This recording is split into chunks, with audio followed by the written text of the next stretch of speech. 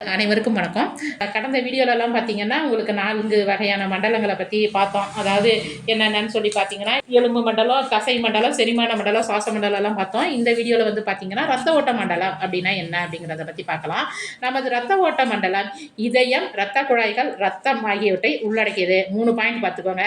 இதயம், இரத்த குழாய், ரத்தம் அப்படிங்கிறத 3 இதில் இருக்குது.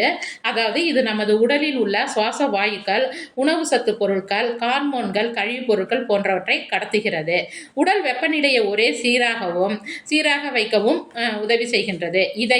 இதயம் மார்பறையில் 2 நுரையீரல்களுக்கும் இடையே அமைந்துள்ளது. இதயம் 4 அறைகளை கொண்டது. இதெல்லாம் நல்லா பார்த்துக்கங்க. இதயம் மார்பறையில் எங்கே இருக்குது அப்படின்னு சொல்லி பார்த்தீங்கன்னா 2, அதனுடைய இருப்பிடம் அப்படின்னு சொல்லி பார்த்தீங்கன்னா 2 நுரையீரல்களுக்கு இடையே இருக்குது. 4 அறை இருக்கிறது. இதயம் 2 சுவர்களை கொண்ட பெரிகார்டியம் உறை, அதை நல்லா நோட் பண்ணிக்கங்க. பெரிகார்டியம் அப்படிங்கிற உரையால சூழப்பட்டுள்ளது. இதயம் நம்முடைய வாழ்நாள் முழுவதும் தொடர்ந்து ரத்தத்தை என்ன பண்ணிக்கிட்டே இருக்குது, உந்தி அனுப்பிக்கிட்டே இருக்குது.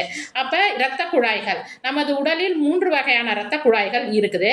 என்னென்னு சொல்லி பார்த்தீங்கன்னா தமனிகள், சிரைகள் மற்றும் தந்துகிகள் ஆகும்.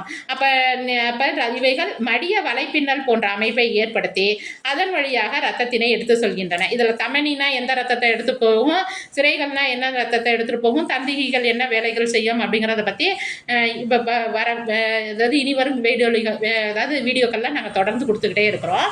அடுத்து பார்த்தீங்கன்னா ரத்தம் ஒரு திரவ இணைப்பு திசுவாகும். ரத்தம்ங்கிறது பிளாஸ்மா மற்றும் இரத்த அணுக்களை கொண்டுள்ளது.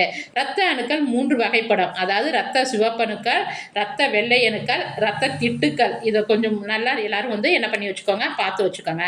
இரத்த சிவப்பணுக்கள் எலும்பு மஜ்ஜையில் உருவாக்கப்படுகின்றன. இது ஒன் வேர்டில் கேட்கலாம். ஏன்னா நிறைய இதில் கொஸ்டினில் கேட்பாங்க. இரத்த சிவப்பணுக்கள் எங்கு உற்பத்தி செய்யப்படுகின்றன?